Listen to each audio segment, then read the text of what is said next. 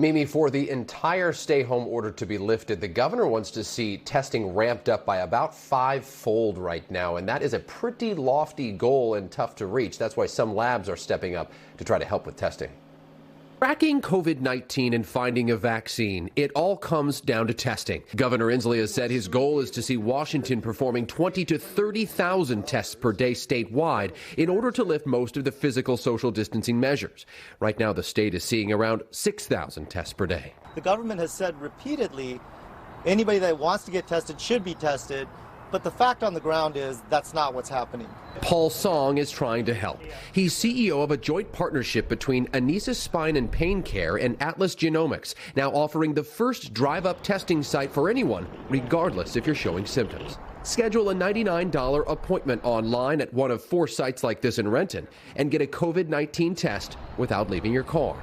We've only been open 2 weeks and we've already tested hundreds of people. The tests are fully certified. His company was already set up to test and handle other diseases. Pivoting the business was relatively easy. We wanted to try it ourselves. How are you doing? The test involves swabbing the inside of my nose. They told me to make it uncomfortable, but not painful. Okay, make sure it doesn't touch anything though. Okay. Many of them are just companies who come to us and said, hey, can you come and test, all of our employees? That includes senior living homes like Bellwood Assisted Living in Issaquah. Bellwood had an elderly resident test positive for the virus, and residents have been quarantined for weeks. You're going to switch it around 4 times? Atlas Genomics is being paid to test all staff members and residents, even if they're not showing symptoms. We've had to reduce our engagement with them, engaging with life. By testing, it gives us an opportunity to create a little bit more activity and engagement. The FDA has a list of several approved testing methods, including these nose swabs, finger pricks, blood samples, and more, all in an effort to try and flatten the curve. We were just looking at what could we do to be a part of the solution.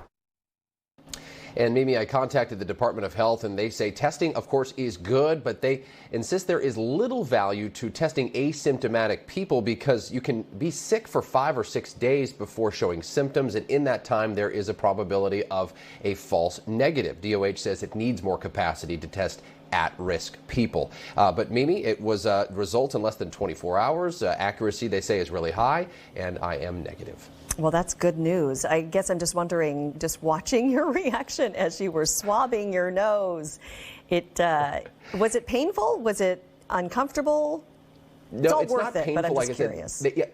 Yeah, I mean, small price to pay for knowing whether you are infected or not for sure. So not trying to discourage anybody. They tell it, make it uncomfortable but not painful. And it is not as deep as we've seen other tests. There is, some medical professionals that believe you don't need to go back as far into the nasal cavity to test. So that's being sorted out. But yeah, uncomfortable to say the least, but worth it.